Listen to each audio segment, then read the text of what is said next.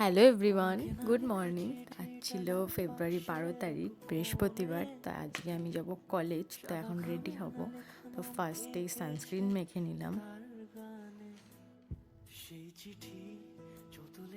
তো তারপরে এই লিপস্টিকটা, এটা হচ্ছে আমার one of the favourite shade. আমি যেখানেই যাই, যাই পরি, যেই ড্রেস পরি না কেন, আমার এই একটাই লিপস্টিক।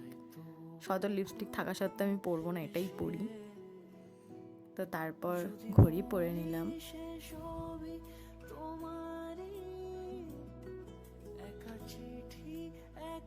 তো তারপর এই আই কার্ড, এটা পড়তে একদমই ভালো লাগে না, তাও কলেজে ঢুকতে দেবে না এটা না পড়লে।